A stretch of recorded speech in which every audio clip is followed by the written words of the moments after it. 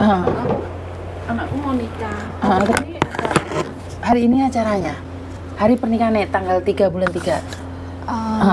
hari ini acara ngirim 2 itu loh. Aku ngundang orang 55, terus tanggal 5 kan pernikahannya.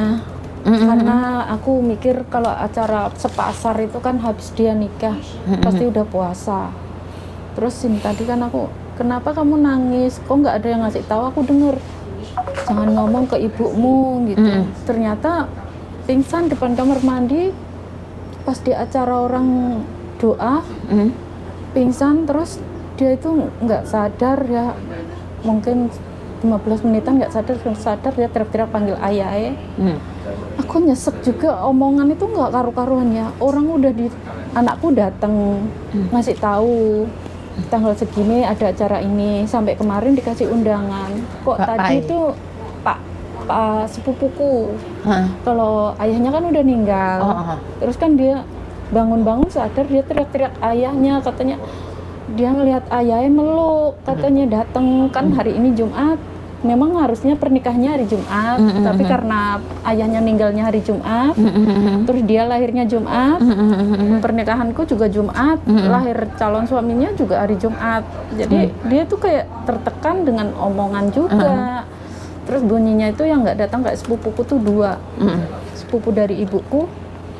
Dia ngomong, aku nggak dikasih tahu. Terus habis itu orang-orang pada tanya, bulekmu nggak datang, adikku sendiri. Karena apa ya, aku udah marah sama adikku.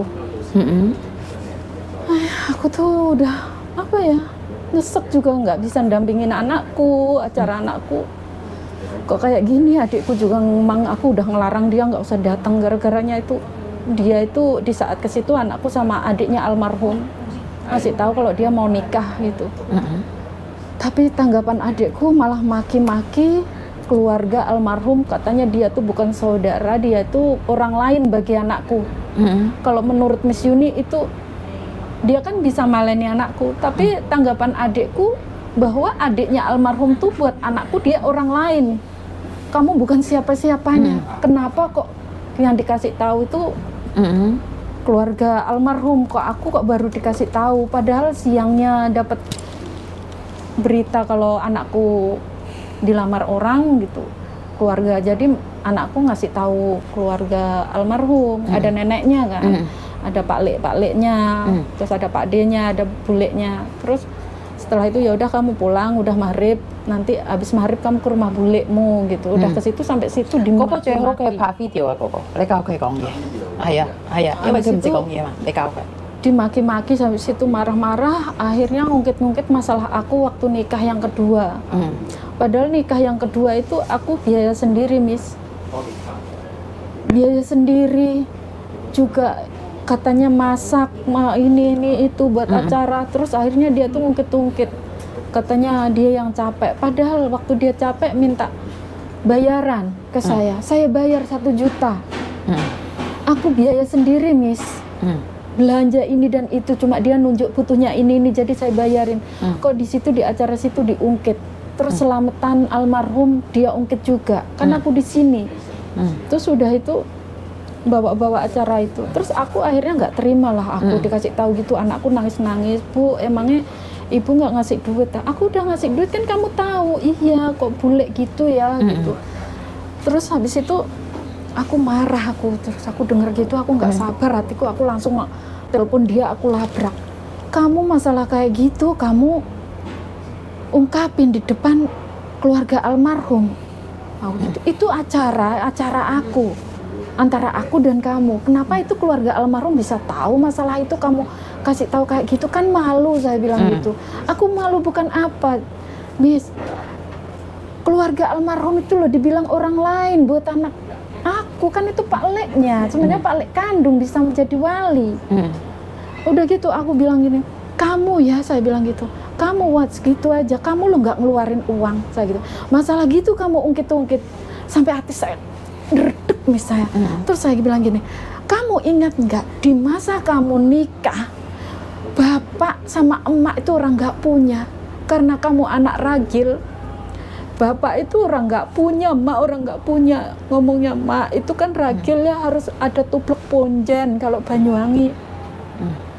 Gimana pun harus inilah harus ada acara gitu. Ya udah dekor atau apa aku bisa, aku nggak mau membebani kamu kan dilangkai adikmu gitu.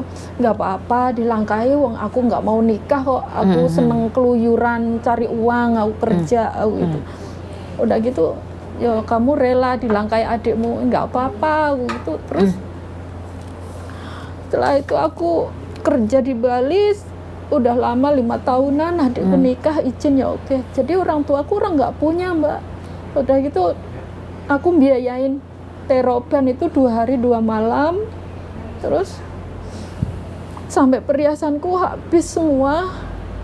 Baru kerja 1 bulan dapat kabar lagi kalau adikku mau diboyong suaminya. Terus ibuku orang nggak punya juga kan, harus dipandang keluarga laki-laki mertua biar kelihatan orang Banyuwangi kan gitu biasanya bawa-bawa gitu kan isi rumah. 1 pickup, akhirnya saya kerja baru 1 bulan pulang saya jual perhiasan kumis, gelangku tuh segini dulu itu ya, yang keroncongan itu udah jual semua untuk beli lemari, isi lemari, kasur gitu. Sampai aku itu sama ibuku, kamu nanti dapat apa? Kamu nikah terus apa gitu? Nggak apa-apa mak gitu. Yang penting adikku ini jangan sampai salah di mata keluarga suaminya gitu. Terus ya udah aku gitu. Aku sampai ngomong kayak gitu. Aku ungkapin kemarahanku ke adikku. Kamu diboyong suamimu, aku yang pontang-panting sendiri aku gitu. Tapi gini mbak, artinya siapa mulai? Oh, udah hengking itu, ha. Jadi sebenarnya saya pribadi ya, kemarahan kamu balas kemarahan. Kamu nggak nanya keadaan, kamu langsung labrak saudaramu. Ini namanya petaka, karena tidak bisa menahan emosi. Memang keterlaluan. Dia tuh nggak pernah sampai orang-orang gini, harusnya adikmu yang ngurusin anakmu. Maksudnya setiap ini aku ada apa, aku selalu ngalah mis aku. Karena kemarahanku memang aku empet mis. Aku selalu sabar. Aku empet sabar. Aku gini, kok di saat anakku mau nikah, dianya malah kayak gini. Bukannya harusnya ditanyain baik-baik atau apa, itu tamu harusnya dihormati tuh mis. Kan namanya tamu. Sebentar, orang lain. saya tidak membela adikmu, karena kamu tidak ada di sana. Kamu cuma dengar dari satu pihak. Anakku juga ada anakku. Ngerti. Anakku sampai nangis. Ngerti. Gitu. Maksud aku adalah di hari bahagia tidak perlu ada pertengkaran. Kamu gampang kobong, diomongi kono langsung beleduk. Harusnya kan kamu jadi pereda. Masuk. Gimana?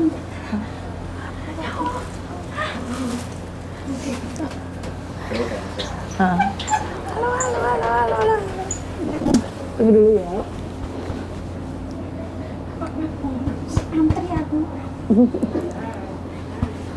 Udah apa dengan? Fine. Fine. Di sana dulu. Ya. Tak keplandasmu ya. Antri. Tak kepeplakon gue yo. Kalau saya pribadi, saya tidak menyalahkan apa yang sudah terjadi dulu. Iya Miss, aku tuh memang tahu apa yang terjadi itu, masalah itu tuh aku nggak pernah ungkit-ungkit, tapi yang diungkit tuh masalahnya masalah pernikahanku yang waktu itu dia tuh masak-masak, tapi aku kan belanja sendiri apa yang dibutuhkan ya aku bayar. Tapi kok diungkit, kalau dia yang biaya sih nggak apa-apa diungkit Miss. Terus aku gini, sebentar, di hari bahagia ada orang lain mau ngomong apa kan hak orang lain tuh. Sementing kan kamu nggak kobongan tuh sayang. Kan masalahnya jadi rumit. Saya pribadi saya tidak tahu ya. Saya tidak akan menghakimi karena yang saya tahu di hari bahagia kan nggak seharusnya juga. Yuk biarkan satu orang yang mengatakan tidak bagus. Kan anakmu juga tidak perlu berkata. Menurut saya sendiri ya. Ya biarkan. kasihan loh Miss anakku. Bukan. Gitu. Kan ya kalau kayak gitu dia bisa lebih baik lagi loh. Dia bisa menimba mana yang bagus mana yang tidak. Ya. Benar nggak? Sebenarnya ini adalah hal yang baik. Dia bisa melihat dengan mata kepalanya sendiri siapa yang baik dan siapa yang tidak. Selama ini kan anakku sampai bunyi gini, ibu lo kurang apa? Bule kepingin atap rumah dicukupi butuhnya berapa juta, ibu semua. Udah selesai atapnya, ngomong nggak punya listrik sama ibu dibelikan. Akhirnya habis itu uangku dipakai untuk untuk daftar SMA sampai sekarang, sampai aku kuliah semester 5 minjemnya di masa ada emak masih hidup. Sekarang udah 2003, udah 10 tahun nggak dikembalikan. Ibu kurang apa sabar ibu, padahal kok bule kayak gitu sama aku bu gitu. Sekali lagi saya tidak tahu dalemannya. Sekali lagi kita itu gila Mbak, satu tangan aja nggak akan ada bunyinya, bener nggak? Kalau bulenya jahat banget, tapi yang sini tidak melayankan nggak bunyi. Tapi sekarang kan bunyi. Kamu juga terpancing emosi. Karena aku selama ini diem nih, aku kurang apa? Aku sampai gini, anakku lo nggak pernah minta kurang beras, nggak pernah sambat ke situ. Ngerti? Karena ikhlasnya kurang sayang. Sekali lagi kamu bantu nggak ikhlas. Giliran DE nggak bener saya ngundat. Ngerti nggak maksud saya? Yang ngundat kan dia duluan, tadinya aku nggak pernah. Ngerti? Ya, intinya itu. kan kamu tetap terpancing. Ya itu, jadi saya itu Sama sampai nyesek, sebentar, sampai aku nggak bisa sama juga nangis. dengan saya melakukan yang terbaik. Kadang-kadang ada yang mancing-mancing, saya juga tersinggung, tapi saya tidak memilih marah, tapi saya memilih ya ini mungkin ada satu yang nggak benar dan kita ditegur. Nggak mungkin kalau sampean semuanya total benar, itu nggak mungkin, karena mungkin kamu menyakiti dia secara tidak sengaja. Mungkin anakmu nyelekit di hatinya dia secara tidak sengaja. Nggak mungkin berbunyi Mbak. Seperti yang saya buat komen-komen itu. Kenapa saya bilang, oh ya saya introspeksi diri. Paham nggak? Karena saya tidak melakukan, ya udah nggak bertepuk. Tapi sampean kan nggak.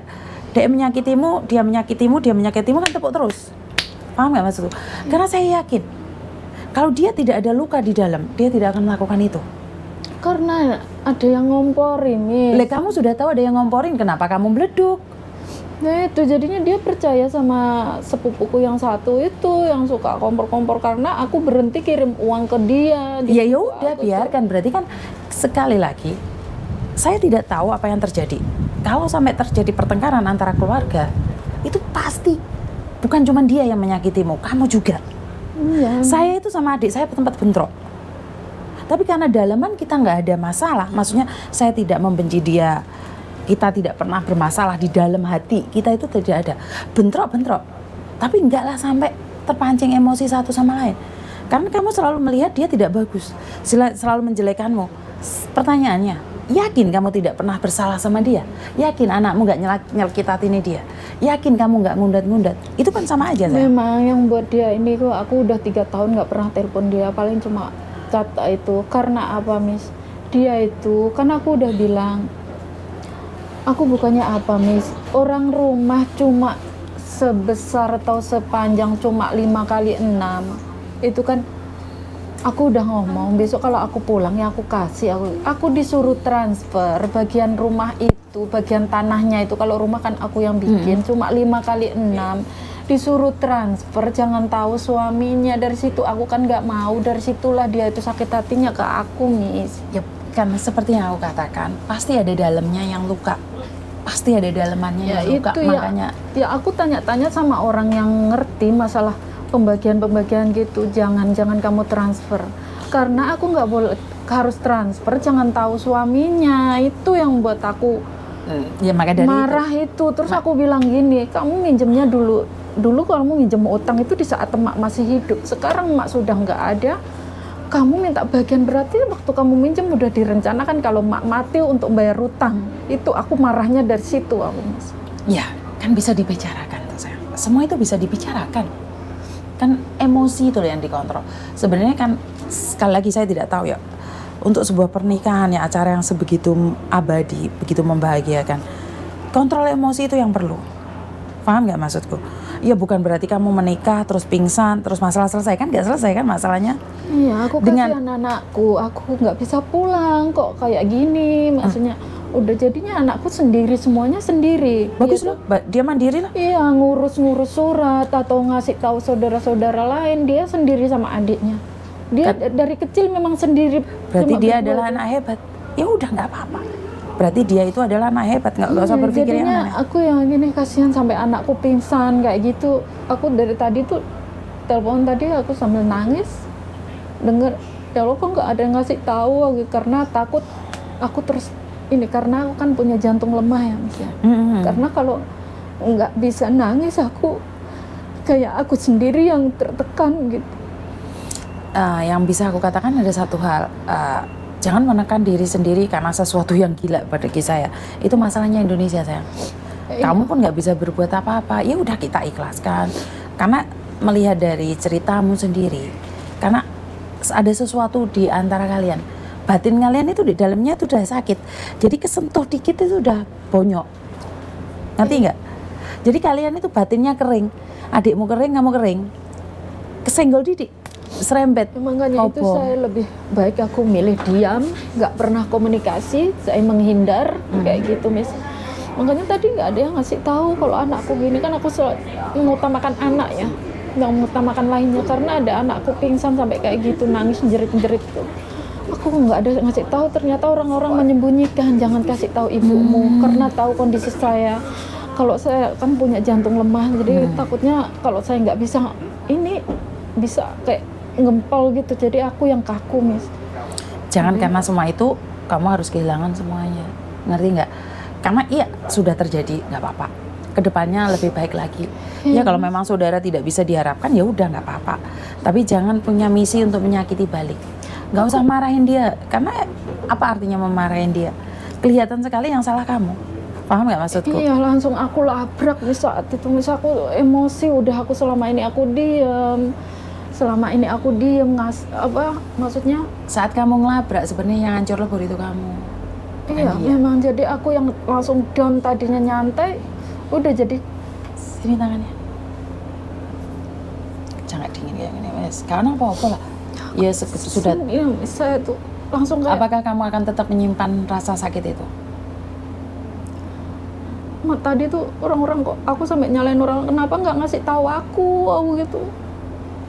Anakku di apa ya, bebannya dipikul anakku sendiri kan biasanya. Karena Tuhan tahu anakmu bisa lebih hebat dari kamu. Berarti kamu nggak percaya? Makanya itu aku cuma dikasih 1 minggu sama majikanku. Anakku ngomong jangan nak puasa seminggu karena aku tahu kalau ibu pulang pasti sakit. Bukan, berarti kamu nggak percaya bahwa anakmu punya kekuatan lebih dahsyat dari kamu? Iya, dari kecil cuma berdua, nggak ada yang bantu. Pertanyaan saya, kamu nggak percaya kalau anakmu lebih hebat dari kamu? Dia anak hebat, Mas. Maka dari itu, kamu percaya apa tidak? Percaya. Kalau percaya, lepasin. Memang aku percaya, aku yang ini selalu down. Sekarang kalau kamu mendukung dia, bukan berarti kamu down, sayang. Karena kamu orang hebat dan anakmu orang hebat. Lepaskan. Kalau kamu kayak gitu, saya rasa hatinya juga tahu. Lepaskan aja, ya udah nggak apa-apa. Nggak punya saudara nggak apa-apa. Yang penting kamu tetap anakku. Ngerti? Iya, Eman-eman loh, masuk nangis di hari pernikahan sih nggak jelas. Gak melas, Eman? Ya melas, aku nggak ada di samping. Oke, di hari bahagia kamu tidak ada di sampingnya nggak apa-apa. Ini yang Nanti- aku khawatirkan nanti pas akadnya, ya Allah, aku nggak bisa.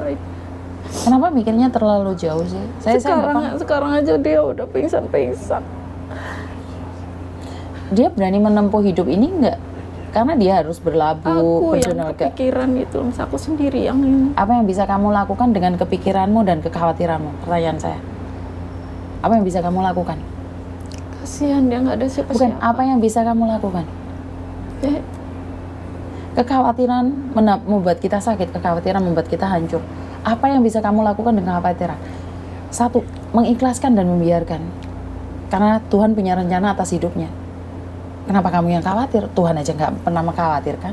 Karena Tuhan sediakan rencana yang terindah buat dia. Kamu kebetulan nggak bisa pulang, ya udah nggak apa-apa. dia emang Ya anak serahkan kuat. sama Tuhan.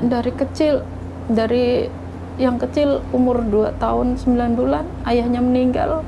Dia umur 9 tahun. Terus ya, ibu nyusul 2009 suami. Ibu 2013. 2016 bapak. Saat itu anakku keluar dari pesantren. Terus akhirnya dia memutuskan untuk sekolah SMA umum untuk jaga adik yang masih TK. Ya udah, dari situ berdua. Karena dia anak-anak hebat. Ya kalau dia pingsan wajar. Kamu hanya bisa menguatkan dia. Lah kok kamu yang lemah. Memang aku yang lemah, Mas. Makanya dengan kamu lemah, apa yang bisa kamu lakukan? Kecuali doa. Doa, dan aku berusaha di sini, makanya aku nggak apa ya. Jangan sampai kamu sakit. Kalau kamu sakit, kamu kehilangan pekerjaan ya apa? Tiba-tiba kamu drop masuk rumah sakit.